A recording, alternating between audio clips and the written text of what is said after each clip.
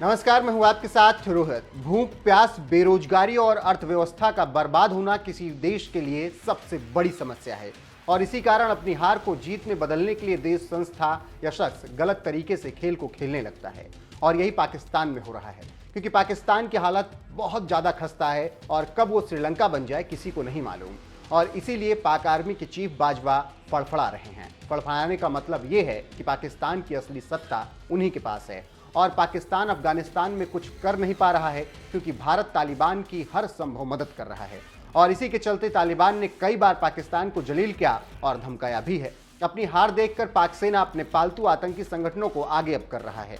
जानकारी देते चलें कि तालिबान के सामने पाक आर्मी ने पहले खुरासन गुट से अपमानजनक समझौता किया था और अब उसी के साथ मिलकर भारत के खिलाफ प्रोपेगेंडा चला रहा है। उसी का नतीजा है कि अब इस्लामिक स्टेट खुरासन ने वो कृत किया है जो कोई सोच भी नहीं सकता।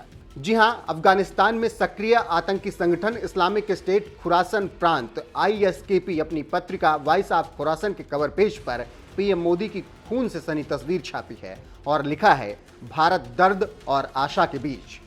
ISKP ने अपने आतंकियों से बीजेपी के खिलाफ हमले की बात कही। विदेशी मामलों के जानकारों की माने तो ISKP ने यह दुष्प्रचार भारत के युवाओं को लक्ष्य करके किया है। इससे पहले नुपुर शर्मा के पैगंबर पर दिए गए बयान के बाद ISKP ने धमकी दी थी और कहा था कि वो भारत में अपने हमले को तेज करेगा। कहा जा रहा है कि पीएम मोदी की खून से सनी तस्वीर और बीजेपी हमले की बात नुपुर शर्मा विवाद से ही जुड़ा हुआ है। कुछ समय पहले ISKP की ओर से जारी न्यूज बुलेटिन में धमकी दी गई थी।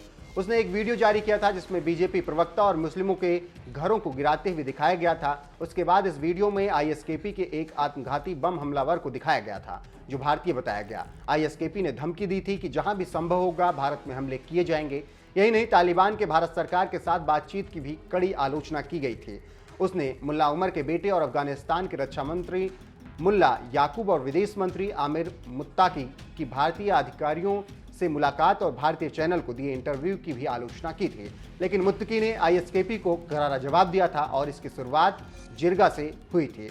जिरगा अफगानिस्तान की सबसे बड़ी धार्मिक संस्था है जिसमें पूरे देश के नेता और सदस्य लोग शामिल होते हैं।